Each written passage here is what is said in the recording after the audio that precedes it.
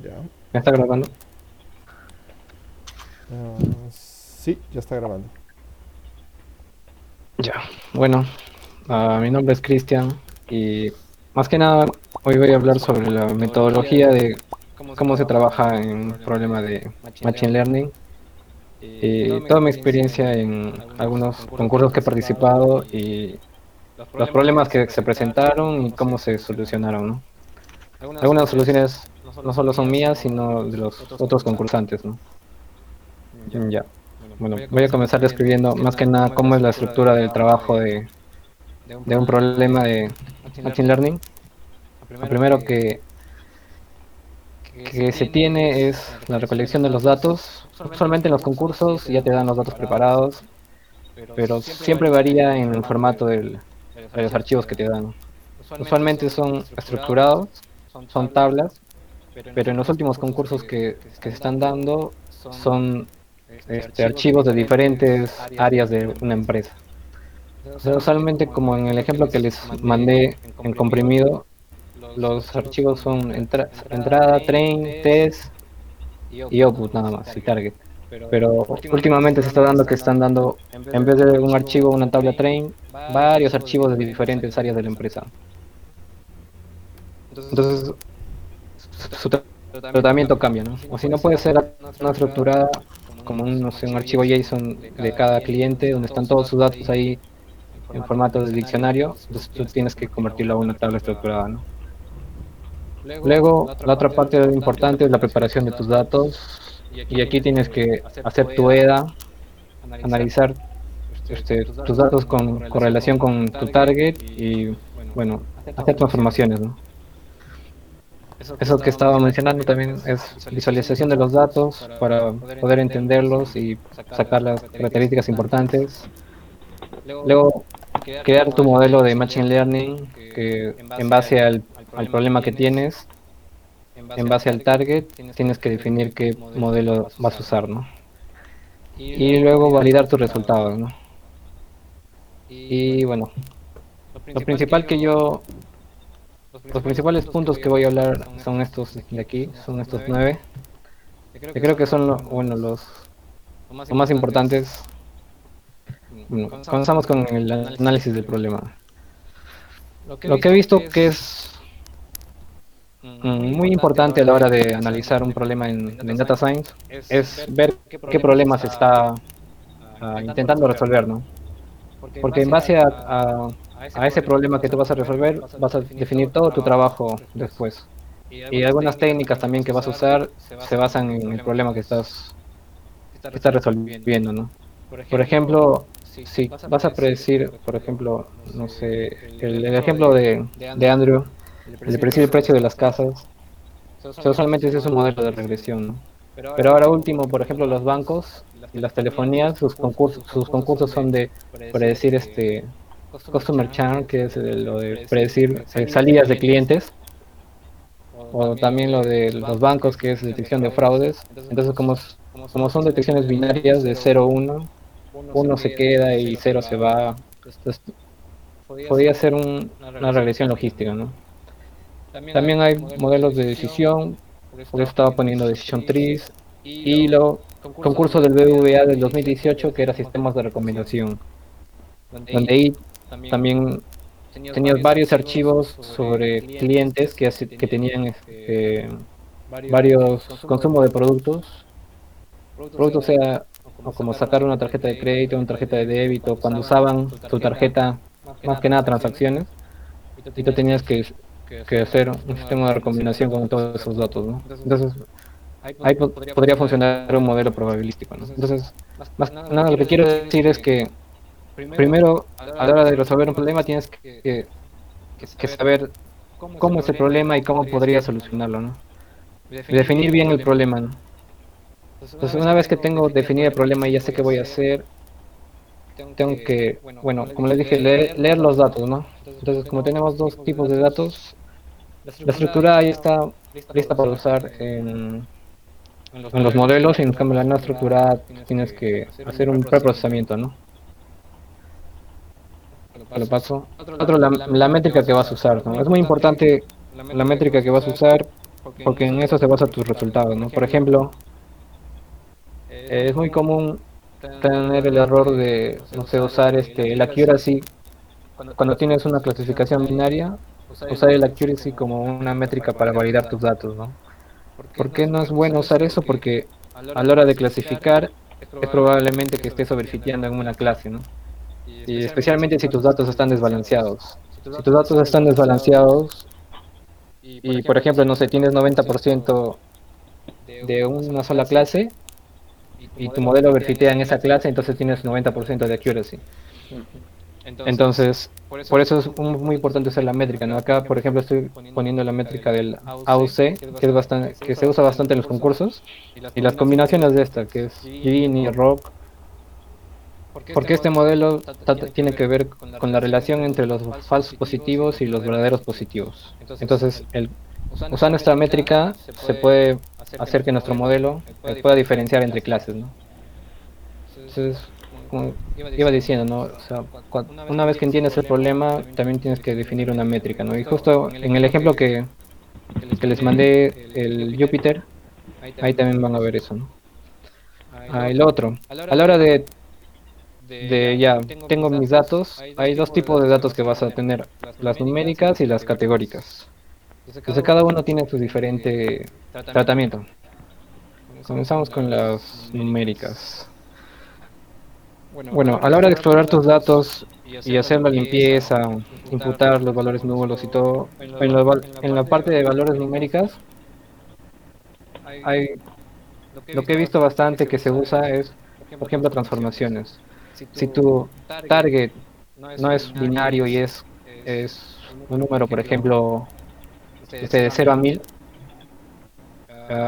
es bastante común que si la distribución es un poco, no es uniforme, se puede transformar nuestro target a sacarle, no sé, el logaritmo o la raíz y no trabajar directamente con el target que te dan en los concursos. Ese es uno que he visto bastante que se usa. El otro es de imputar valores perdidos. Este de aquí, justo en el último concurso del BVA, era muy importante. ¿Por qué? Porque conociendo el problema que tú tenías, podías imputar valores. Por ejemplo, ah, cuando tienes valores, por ejemplo, no sé, de deudas, por ejemplo, había una columna que era deudas. Entonces, digamos que las personas tenían deudas de cero a, bueno, de cero no, de $1000 a $100,000, digamos. Y había muchos datos nulos. Entonces, esos datos nulos, ¿qué significaba? Que la persona no tenía deudas.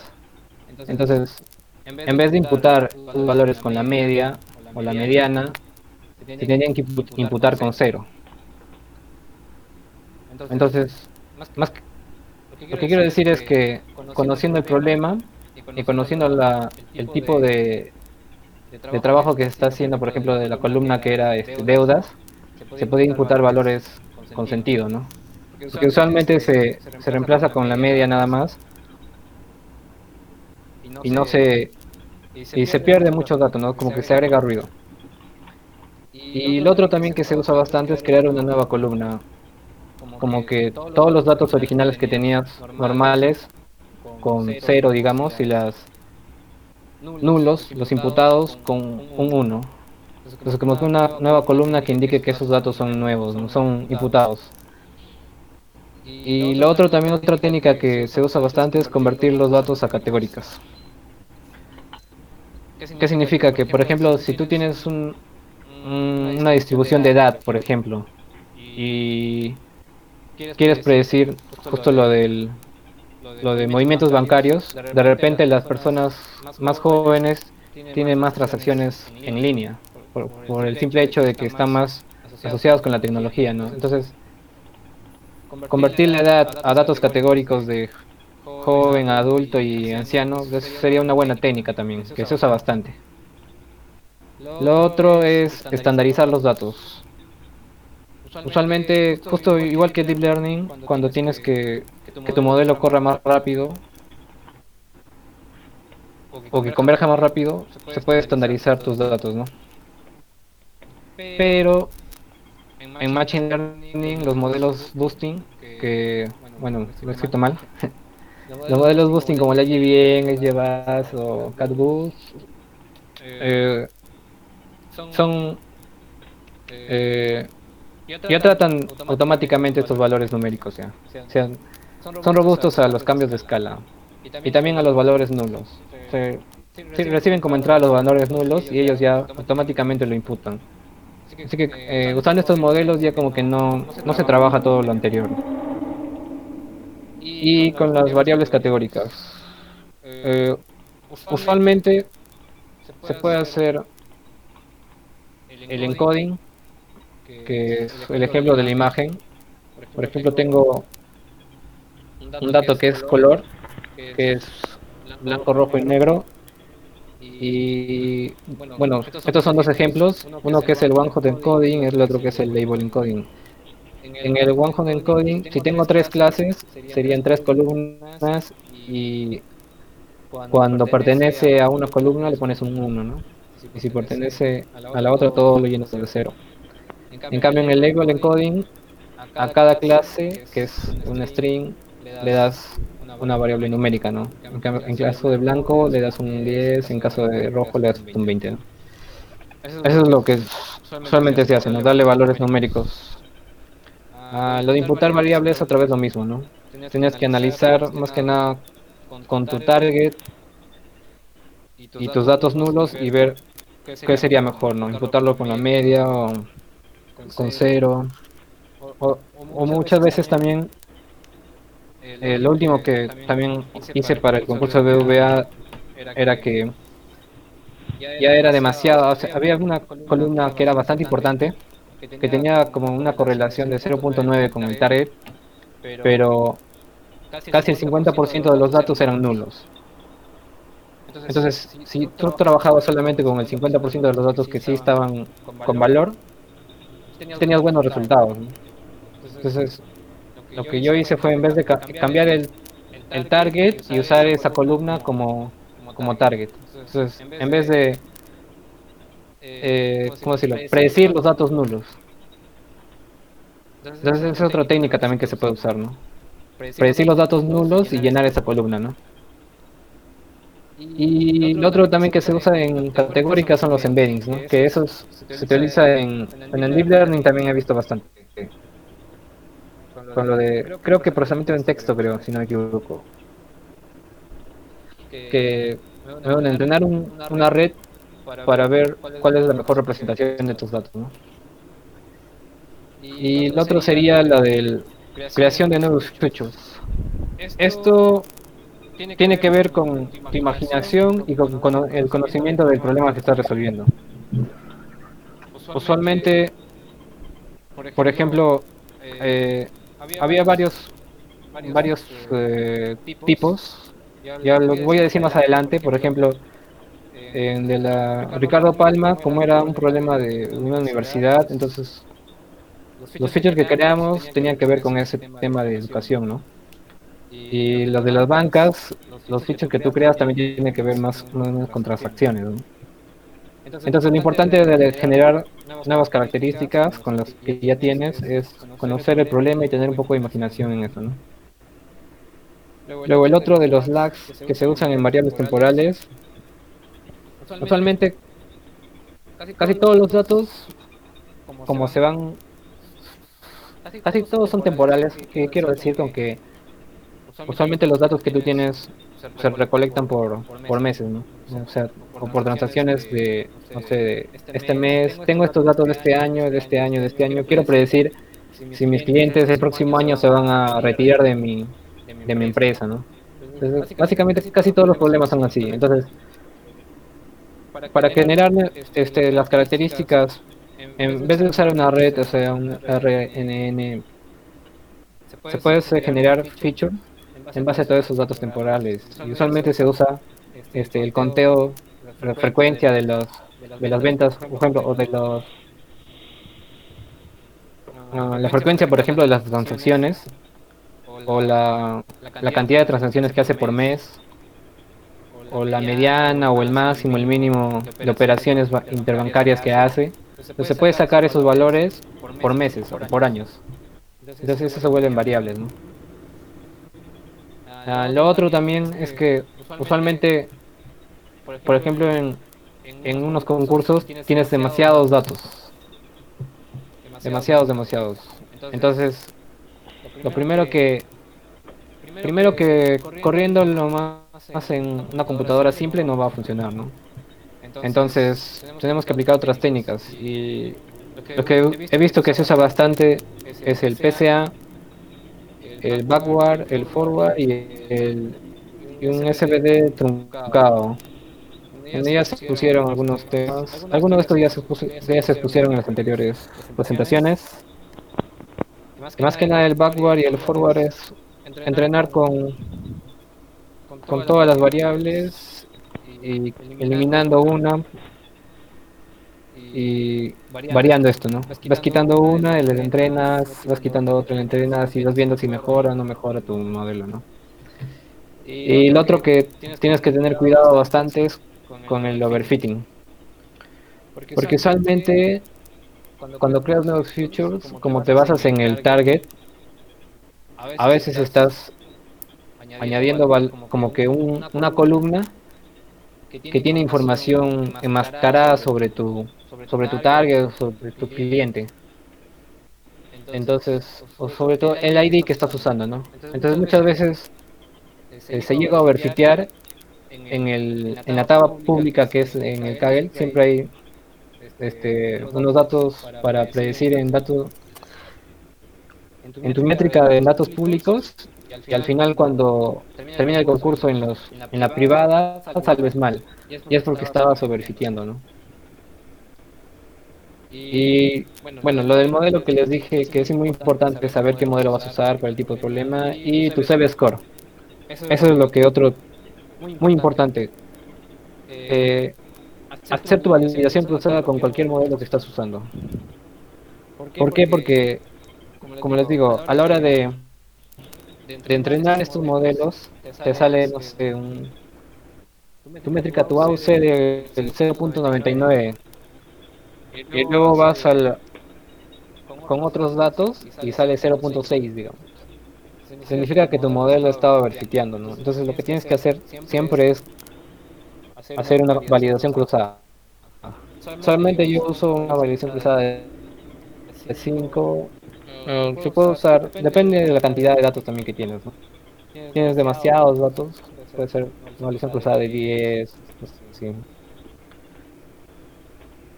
Y entonces tu CB score sí te va a decir en realidad si tu modelo es robusto o no. Y entonces tienes que confiar siempre en este valor, ¿no? Visualmente, como digo, se overfitea bastante en los concursos y a la hora de dar en los valores de data privada, cuando lo evalúan en eso, ahí sí todos los puestos cambian. Y bueno, un ejemplo de estos es el de Movistar. En el concurso de Movistar del año pasado, el problema es estimar si una persona iba a cambiar a otra telefónica. Y el problema también era que teníamos 7 archivos diferentes de diferentes áreas de la empresa, ¿no? Entonces como que había que juntar todos estos archivos y a la hora de juntar tenías como 500 variables. Entonces teníamos que seleccionar inteligentemente qué variables eran las importantes. Y lo otro también era que había demasiados outliers. Cuando tú mirabas el diagrama caja de la distribución de tus datos, había demasiados de estos, ¿no? Entonces, por ejemplo, en los outliers lo que se hizo es crear un identificador. O sea, si se pasaba de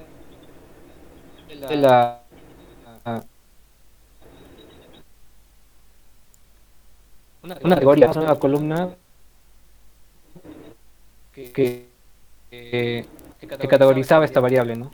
Y lo otro también era para seleccionar, como teníamos 500 datos, lo que hicimos fue hacer una ecuación por grupos y ver qué correlación tenían nuestras variables con el target, ¿no? Entonces como que los 500 datos los dividíamos en 10 grupos. Los grupos de 50 evaluábamos con el target si tenían correlación y tomábamos 30% de estos y seleccionábamos, ¿no? Entonces, corríamos con todos los datos y íbamos seleccionando por grupos, ¿no? Entonces, haciendo todas esas modificaciones, llegamos a como que al segundo puesto ya. Pero eso lo hicimos después, o sea, acabando el concurso ya. Porque en el concurso mismo llegamos en cuarto puesto, pero después ya mejorándolo un poco, cuando ya había terminado, ya se llegó hasta el segundo puesto. El otro en la URP. Este era un problema de una universidad. Se quería saber, decir si un alumno iba a ser moroso o no iba a ser moroso en el siguiente año. Y el problema principal era que si tú analizabas la morosidad o sea, del target que era morosidad, aparentemente la morosidad disminuía con el tiempo. Entonces, si nosotros entendíamos el problema bien, identificábamos que había muchos alumnos que eran muy antiguos, digamos, no sé, del año 90, digamos, y ni siquiera estaban matriculados, en la columna de matrícula no estaban matriculados. Entonces, lo que uno...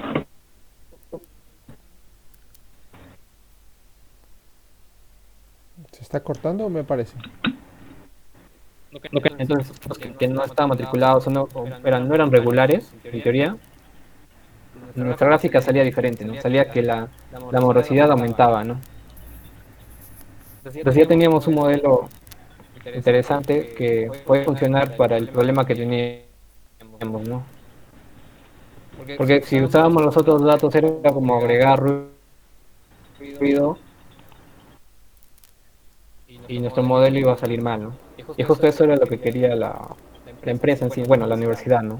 Que era predecir si había morosidad, porque seguro la empresa, no sé, tenía deficiencias o algo así, ¿no?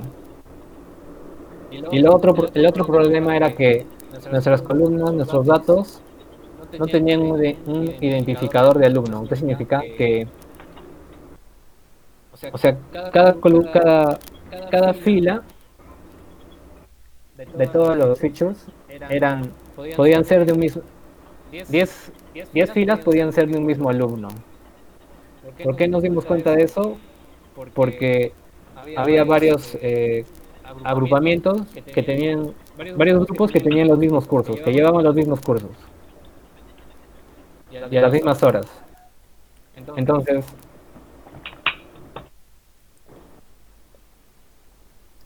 nos dimos cuenta que los datos de los alumnos se repetían bastante. O sea, no digo que todos repetían, sino que la llevas cursos, ¿no? A la misma hora.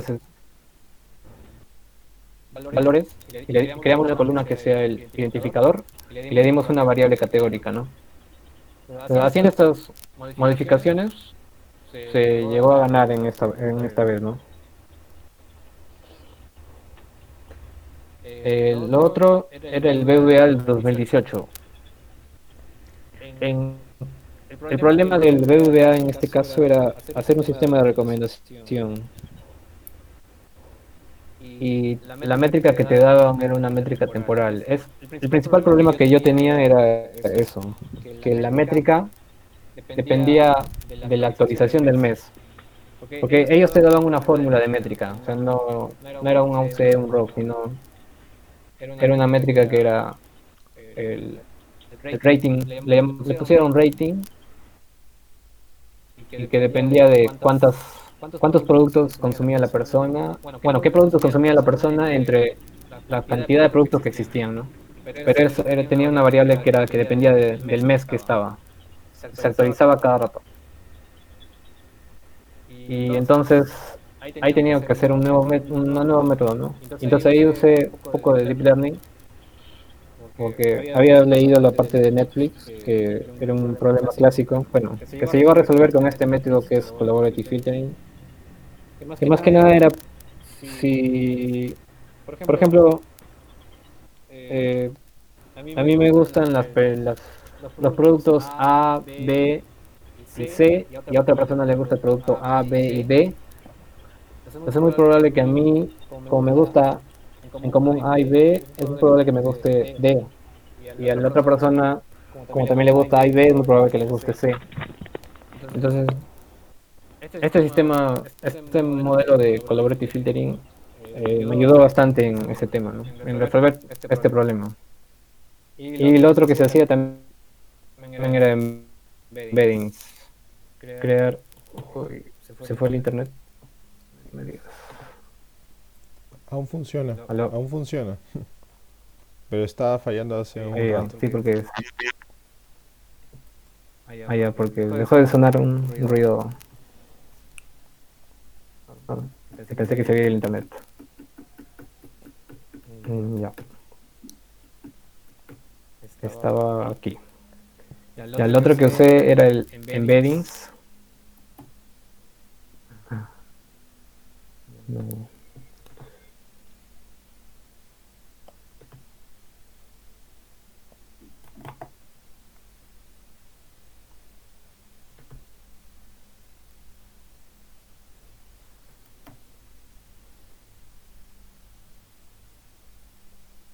Ya, usé embeddings y un identificador de cantidad de productos. Como las personas consumían bastantes productos, también creé una columna que identificaba cuánto era la cantidad de productos que tenía, ¿no? El, el concurso de este año, que era el BBVA, sí tenía más problemas. Primero que era datos temporales, como digo, que eran de transacciones. Las transacciones se contaban por años. Entonces, ahí hay que tener especial cuidado porque primero tienes que separar tus datos, los datos del pasado y del futuro, ¿no? O sea, como nosotros queremos predecir del año 2020, entonces creamos nuestro dataset de pasado a futuro, que sería, no sé, del 2018 y lo que tenemos este año 2019 es nuestro futuro, ¿no? Entonces predecimos todos nuestros datos con los datos del 2018, tratando de predecir el 2019, ¿no? Porque tenemos el 2019. El otro problema era que había demasiados valores nulos.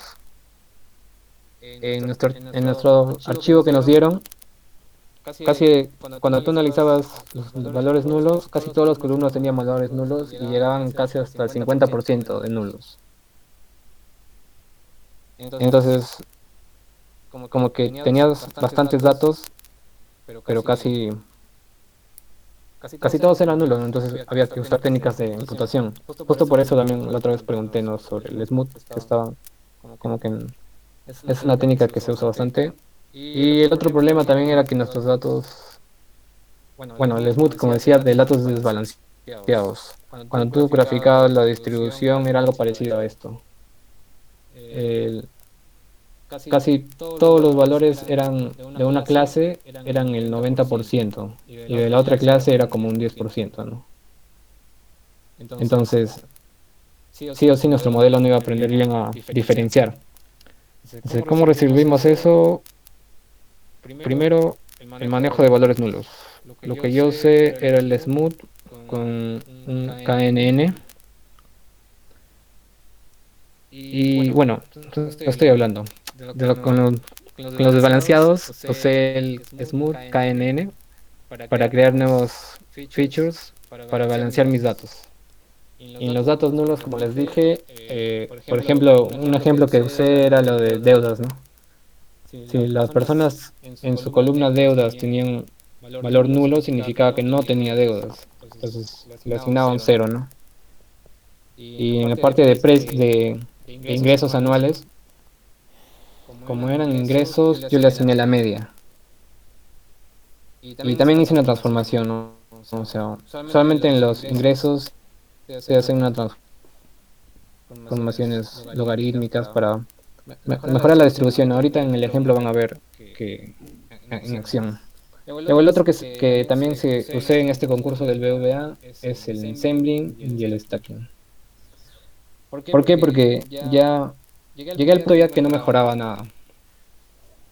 O sea, por más que hacía todos mis nuevos features, variación de mis hiperparámetros de mi modelo, no mejoraba, ¿no? Entonces traté de hacer ensambling, usé tres modelos diferentes, el IGB, el CatBoost y el XGBoost, y los ensamblé los tres, ¿no? Y en eso mejoró un poquito. Y como tenía bastantes predicciones que eran parecidas, también apliqué stacking. Y con esto subí también un poco mi score. Entonces, una buena práctica también que yo aconsejo es usar ensambling y stacking, ¿no?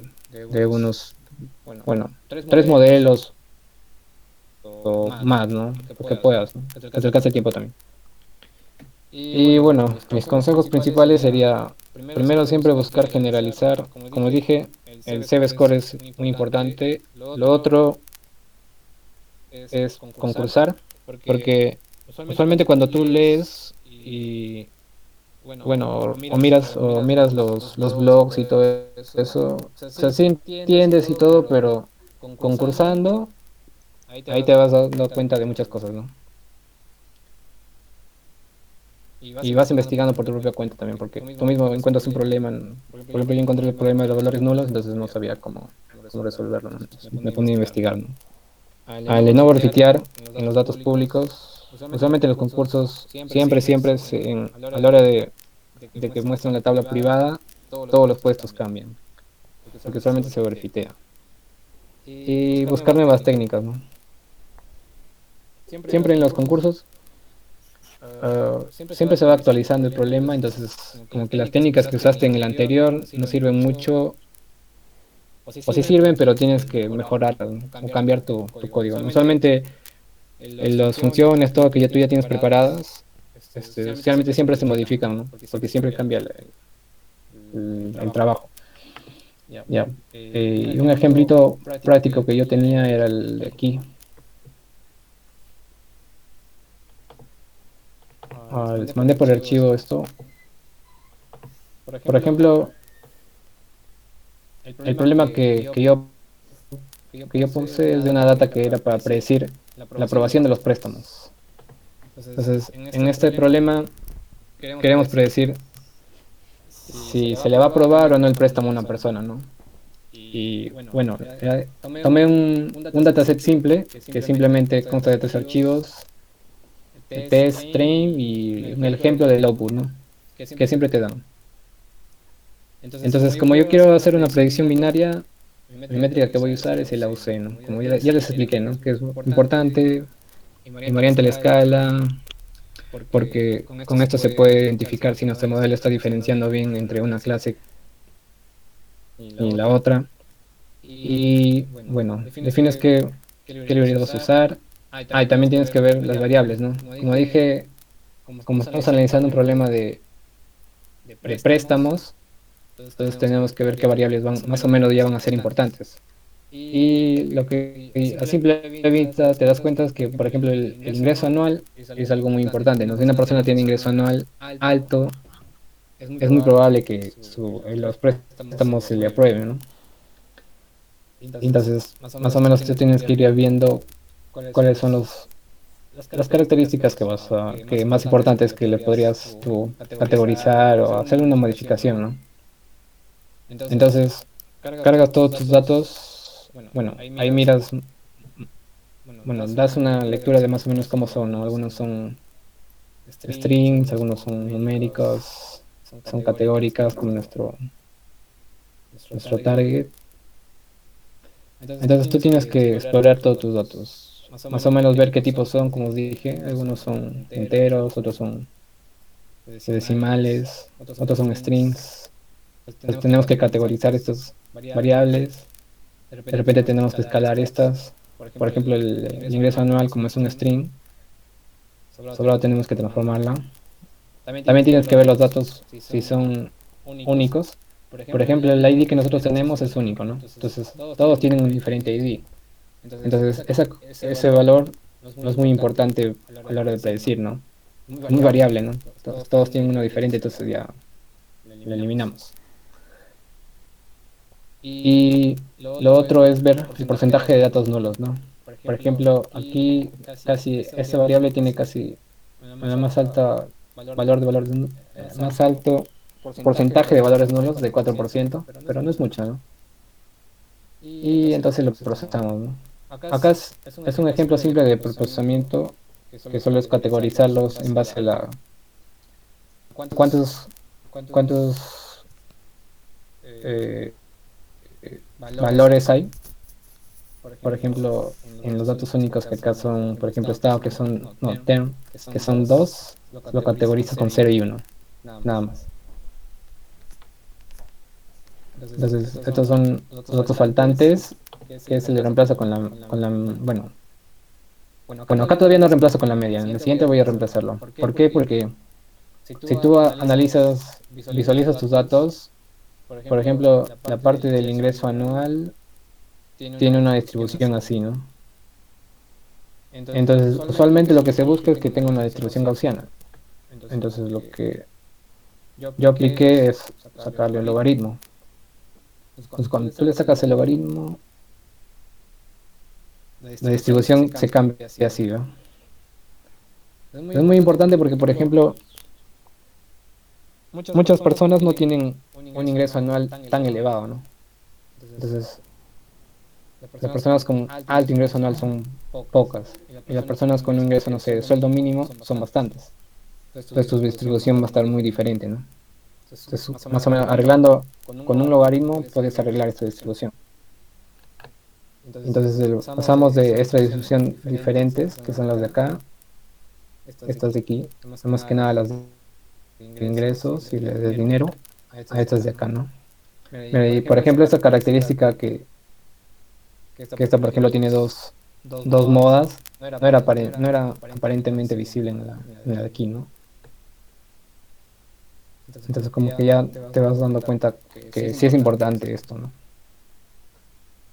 Y bueno, lo que les dije, ¿no? Siempre verificar que tus datos están bien balanceados, ¿no? Porque si no estuvieran balanceados, tendrías que aplicar otras técnicas todavía. Entonces vemos que está bien balanceado, entonces no aplico técnicas de smooth y tranquilo hago mi modelo, ¿no? Entonces, como dije, acá es un ejemplo. Esta, este CAFOL se usa para hacer este cross-validation. Eh, Porque usando directamente la función cross-validation, como que no tienes mucha libertad. En cambio, usando esta librería, sí ya te hace la división y ya puedes trabajar aquí, ¿no? Y bueno, usé en este caso un IGBM y estos son sus hiperparámetros, una validación cruzada y CB score me sale este valor, ¿no? 0.83. Aparentemente está bien, ¿no? Y bueno, lo otro es que hacer el feature importance, o sea, usualmente los modelos del IGBM, los modelos boosting, tienen ya la propiedad que es importancia de sus valores, que es este valor, su peso,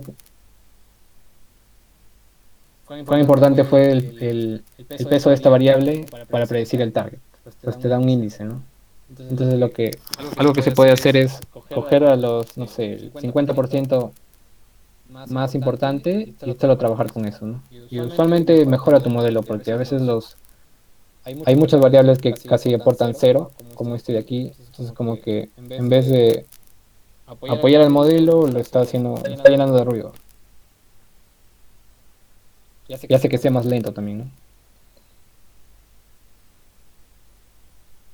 Y el otro que también, como dije, se puede usar es el PCA. Y bueno, aquí he estado probando con varios modelos el PCA y cambiándole de numerito, ¿no? Cambiándole de cantidad de variables, ¿no? Como en este caso tengo pocas variables, porque son, si no me equivoco, son 13 nada más. Entonces, he intentado probar uno de 6, un PCA de 6, de 2. Bueno, solo puse de 6 y de 2 y me di cuenta que usando el de 2 subía bastante. Y entonces decidí usar el PCA de 2. Y usando el feature importance, si no me equivoco, usé el feature importance de, a ver, acto, no me acuerdo.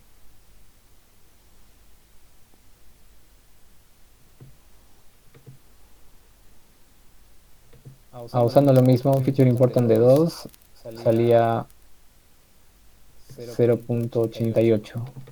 El 0.83 subí un poquito, 0.88.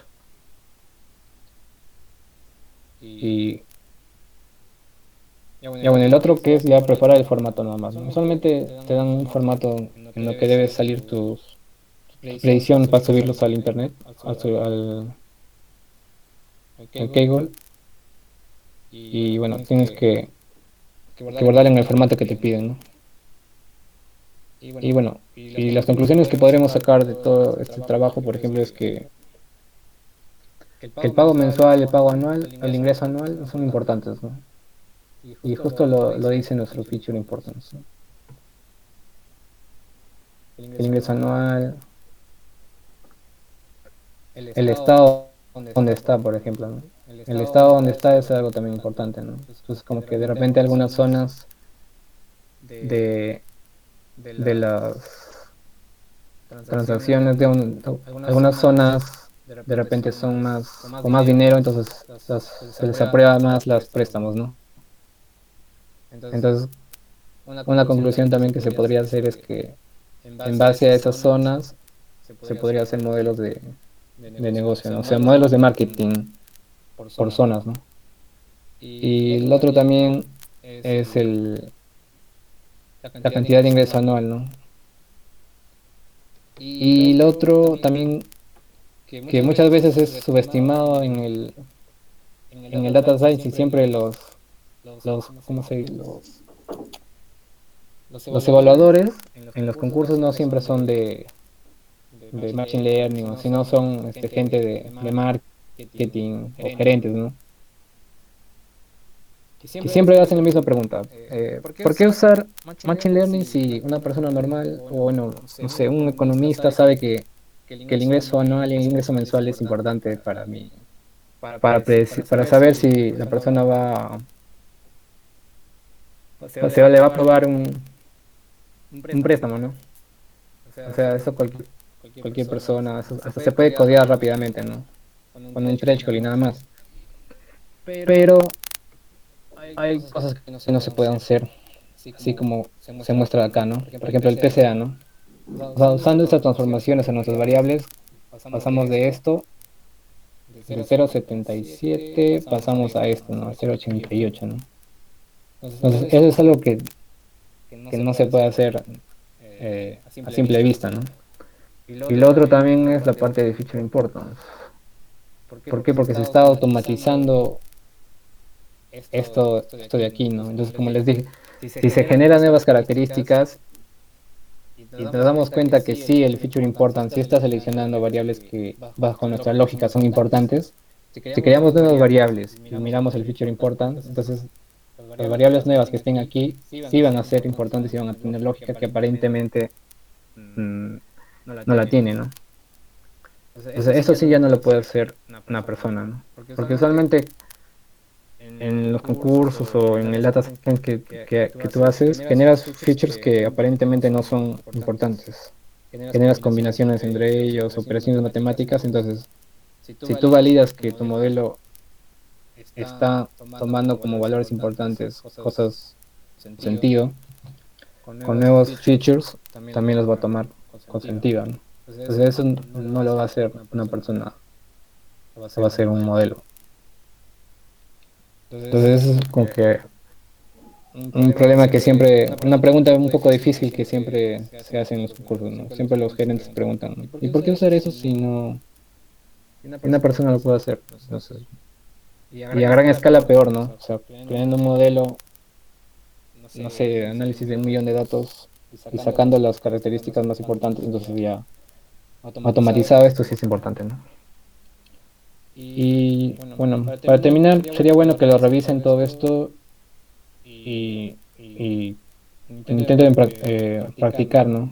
Y meterse a cualquier concurso de Kaggle que hay, porque practicando se aprende, ¿no? Y resolviendo algunos problemas se te va generando dudas y tratando de resolver esas dudas vas aprendiendo más. Hasta vas aprendiendo cosas nuevas, ¿no? Por eso aprendí de Machine Learning también un poquito. Ya bueno, eso sería todo. Muchas gracias.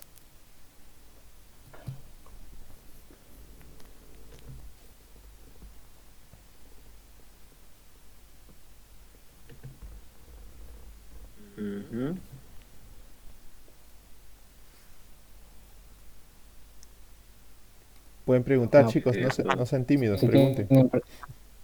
tienen preguntas. Una pregunta. Sí. Mencionaste que para el Public Score, para la data pública, nunca hay que hacer overfitting, o de repente hay problemas que sí sirve hacer overfitting. Por Ah, ejemplo, bueno, hay que, ¿Mm?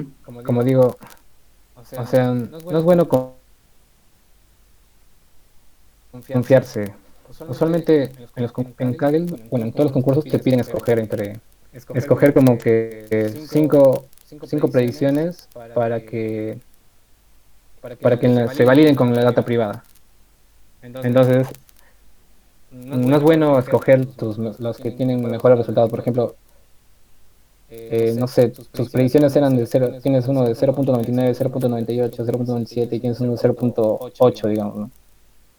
Entonces, no es bueno escoger los tres primeros que tienen 0.99, 0.98, 0.97 porque de repente en estos eran overfitting, ¿no? Entonces mejor escoges uno de 0.99 y uno de 0.8.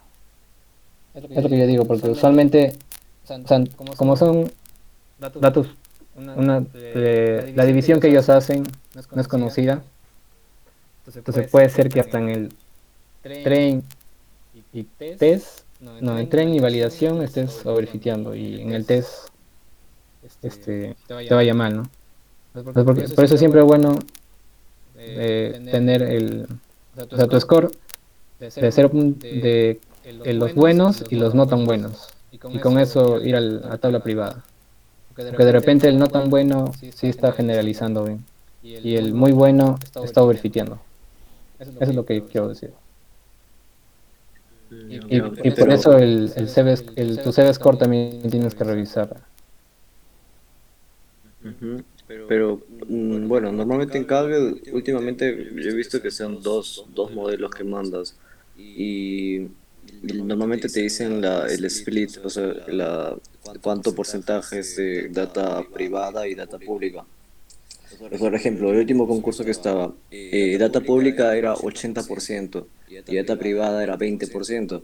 Entonces, eh, normalmente, o sea, era mejor creo que hacer overfitting, porque estás entrenando sobre la mayoría de datos.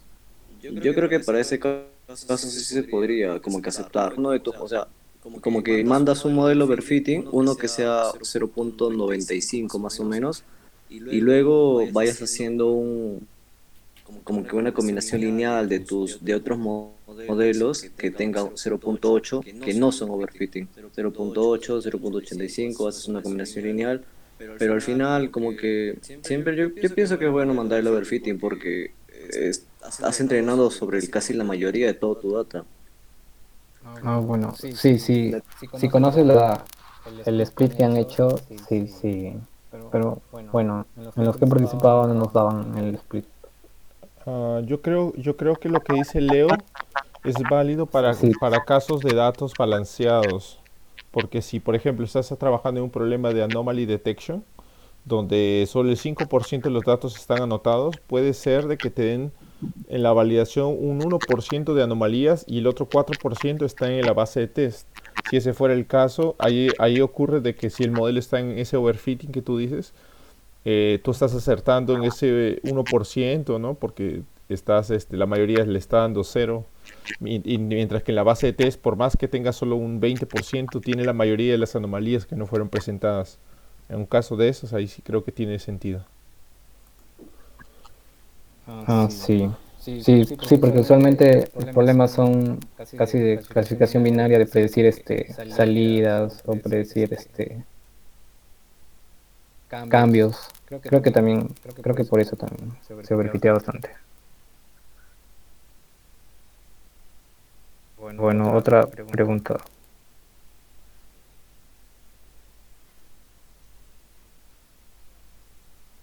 Hola, yo tengo una pregunta. Sí, Cuando aplicas PCA, PCA tiene una desventaja, ¿no? Que cualquier outlier que encuentre en la data cambia los vectores más representativos, ¿no? Ahí ¿Qué técnica se podría Ah, utilizar? bueno, o sea, previamente ya se hizo la limpieza Claro, de... ahí tú lo has hecho, tú lo has hecho pre, ¿no? Pero nunca ocurre que puedes tener ahí un fallo.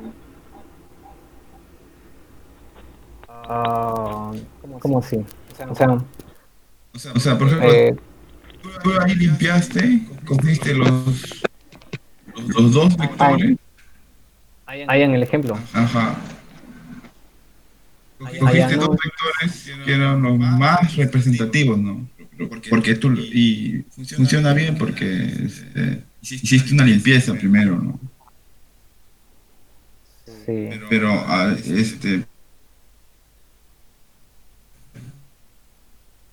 y por teoría sé un poco que el PCA, si cualquier outlier que tengas, hace que esos vectores representativos varíen totalmente. ujú, Y ya no es tan representativo esos dos vectores que cogiste. Puedes haber cogido tres o cuatro, o los 10, o los 13. Y ahí es donde falla el PCA, pues. No, ahí en tus ejemplos siempre haces ese procesamiento, ¿no? sí, por eso es importante eso de la limpieza y tener cuidado con o sea, con el outlier. Esto es un ejemplo simple porque o sea, en la parte de aquí de análisis se hace más cosas, ¿no? Como, como, como he explicado en la parte de Sí, acá, sí, ¿no? sí. Ujú. Ah, ya, Sí, ya. sí, sí tienes que tener cuidado en esos outliers antes de usar el PCA. Y el criterio de seleccionar, tú cogiste 2, 9, 8, 3. ¿Hay un criterio ahí? Ah, bueno, lo que yo estaba diciendo son recomendaciones, porque en sí no hay un criterio que te dice cuántos deberían funcionar. Por ejemplo, para tomar los feature importance, no existe un número que te diga, ya usa el 30% de los más importantes. Mm, no, todavía no hay algo fijo en esta parte, ¿no? Por eso más que nada en en Data Science es cuestión de probar, ir probando cuál funciona mejor, ¿no? O sea, sí, como se menciona en el grupo bastante como que existe AutoML y todas esas cosas, pero todavía no se llega a ese nivel, ¿no? Al nivel que un Data Science con bastante experiencia puede hacer, ¿no? Entonces, no existe un número exacto para la división de los datos de aquí o del PC. Lo del PCA sí es visible porque, bueno, podrías hacer la experiencia, bueno, la, la experimentación de ir cambiando este valor, ¿no? Podrías ir modificándolo y ver cuál funciona mejor. También esto de acá, ¿no? Podrías ir variando tu división de 10% en 10% y ver cuál es mejor, ¿no?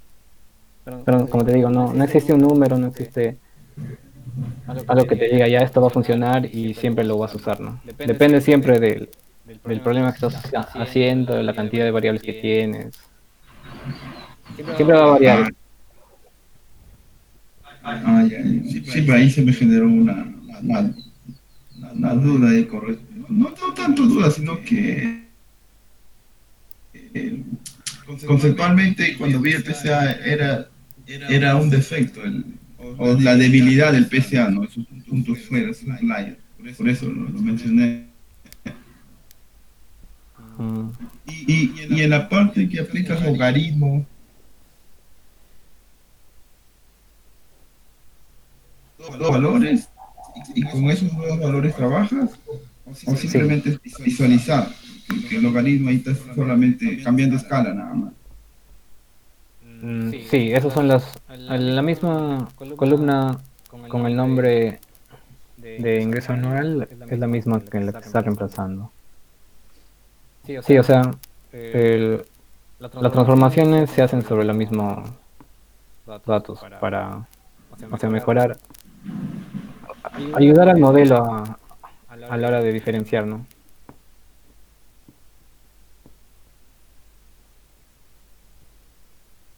Ah, ya, ya. Sí, porque para visualmente se vio bien. Apareció dos modas en vez de una que se miraba. Sí, Pero mi duda era que cogías los valores que el logaritmo daba o simplemente era para visualizar. no, no, cojo también los valores del logaritmo. Ah, ya. Ah,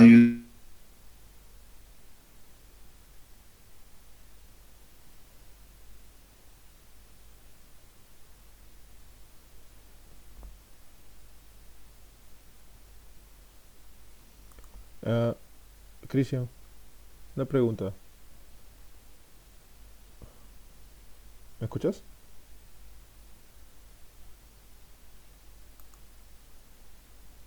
Sí, y como digo, también a veces, eso a veces funciona mejor que trabajar directamente con el número. pero al aplicar la exponencial estaría siendo lo mismo, ¿no? No, no, no, porque a la hora de entrenar, entrenas con otra distribución. Como entrenas tu modelo con estos valores, solamente va a overfitear en este rango, ¿no? Y no va a predecir los valores que están aquí. El exponencial Ajá, para tener el valor real que era. sí, ajá. Ah, Porque a veces overfiteas en este lado y ya no predice los otros, ¿no? Hay ah, que tener un poco de cuidado en esos. sí, bueno, me pareció buena la cuestión. Yo no tengo esa experiencia de concursar. Bueno, la parte en cómo se debe estructurar, ¿no? Todo. Bien, gracias por las dudas que Ya. me respondiste, ¿no? No, Gracias a ti también. Yo tengo una duda, Cristian. ¿Me escuchas? Sí. Ya, bueno, tengo dos dudas, pero la primera es, bueno, yo no trabajo mucho con datos tabulares, no sé casi nada de eso, pero ¿por qué razón usaste el logaritmo? No sé si lo mencionaste o lo dijiste. ¿Por qué esa función en particular? Ah, bueno, mm, es que porque, bueno, es porque lo he visto usualmente que se usa para los datos de los precios. Porque, como dije, o sea, cambiarle la escala de esos datos ayuda bastante en el error de tu modelo. Porque, o sea, ¿qué transformación usarías para arreglar esta distribución? Porque usualmente, como digo, la frecuencia en un lado está disparada y en los datos máximos es menor, ¿no? O sea, yo creo que la de transformación gaussiana, la escalarlo gaussianamente no va a funcionar. O no sé qué función crees que sería buena. Mm, O sea, para transformar, digo. no, no sé, preguntaba porque podrías hacer un histograma de repente. Ah, o sea, la gráfica es un histograma. Ah, ok. No, disculpa. Ya, error mío entonces. Ajá. Error mío. Entonces le aplicaste la logarítmica para cambiar la escala de los datos y ahí le aplicaste el histograma y es lo que visualizamos, ¿no? Ajá. Sí, sí, sí. Ah, entendí. Ujú, Sí. entendí. Y la Ya. otra pregunta que te iba a hacer es relacionada al análisis. ¿Qué tipos de análisis realizas o sea, tiene algún nombre, por ejemplo, visualizar las correlaciones o aparte del ¿cómo era el important sample? Creo que era el nombre. O sea, ¿cómo escoges tú esos análisis? ¿Es por experiencia? Porque si fuese así, ¿no? Bueno, Giuseppe Ah, no está en línea, pero tú mencionaste ya después de tu presentación que el AutoML no consigue llegar a la experiencia del data science, y eso yo no sabía. Yo pensaba que sí en problemas de tabulares, al menos tabulares. bueno, último, creo que sí vi que, o sea, hubo una exposición la otra vez en Lima sobre Data Science, y creo que dijeron que sí habían creado un modelo de ML o sea, probándolo en los últimos concursos de Kaggle, llegaban hasta el segundo puesto, el tercer puesto automáticamente, o sea, metiendo los datos sin hacer nada de análisis, nada, y salía en valor, llegando al segundo puesto, al tercer puesto, ¿no? Pero, o sea, no lo prueban con todos los concursos que hay, ¿no? O sea, lo muestran como si fueran lo mejor, pero solo para un Claro. determinado tipo, ¿no? No está generalizado. Y como dije, o sea, no existe no hay unas reglas, no hay una regla estructurada para resolver, sino depende más que nada del problema que está resolviendo y de ahí a pasa parte tu análisis. Ujú. Por eso, o sea, por eso decía que el análisis del problema era como que el- la parte más importante de todo. Sí, ya veo. Porque, Sí, sí. o sea, porque como dije, o sea, digamos, el problema de la universidad tenía sus cosas, ¿no? Como que una persona sabía que los alumnos llevaban, yo llevo, no sé, varios cursos, entonces varias personas llevan los mismos cursos, entonces como que representan un salón, digamos. Entonces, agruparlos esos es porque tú sabes, ¿no? Tú tienes la experiencia, ¿no? Entonces, como que crear esas columnas, esas categóricas, todo, bueno, se basan en tu experiencia más que nada, ¿no? Bueno, no sé si el AutoML llegará a ese punto, ¿no? Seguro que sí, pero en algunos años. Ujú. Ok, gracias. Ah, y también cuenta, creo, bueno, eso sí yo no he visto, pero el saber de negocios también ayuda bastante, dice. Bueno, yo no sé de finanzas, pero bueno, eso siempre mencionan en los concursos que si conoces sobre banca, organizaciones, existen también fórmulas o sea, que tratan estos datos, ¿no? No sé, los economistas deben saber más, pero o sea, siempre hay o sea, dependiendo del problema, si es bancario o así, también hay unas técnicas que se pueden usar. Por ejemplo, hay problemas de machine learning, por ejemplo, mi profesor de IA de la universidad estudió biología, algo así, y sus problemas eran sobre predecir eh, algo así como el tamaño de una proteína. Y entonces tú tenías que saber un poco de biología, porque había algunas fórmulas en base a las características que se podían modificar, ¿no? Entonces encontrabas un paper que tenía la fórmula de la proteína, entonces creabas ese feature y te mejoraba tus valores, ¿no? Entonces también tienes que investigar un poco, entonces como que eso, el AutoML no sé si llegará a eso, porque solamente esas funciones no son lineales, ¿no? Son logarítmicas, exponenciales. Entonces, bueno, ese sería un ejemplo, ¿no? Ya veo. Creo que contesto pregunta. Sí, aún tengo bastantes preguntas, pero yo creo que ya mucho. ¿Nadie más quiere preguntar algo? Mm,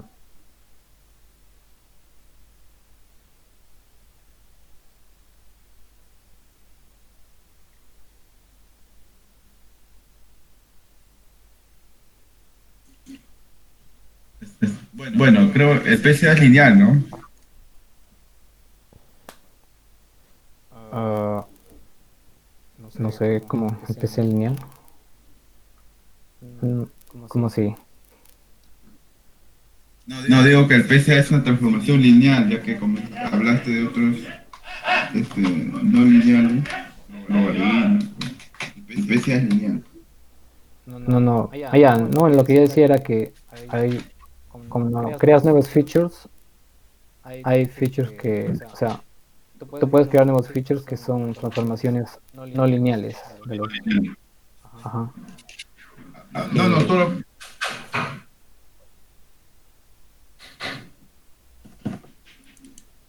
solo dije nada más que especie lineal.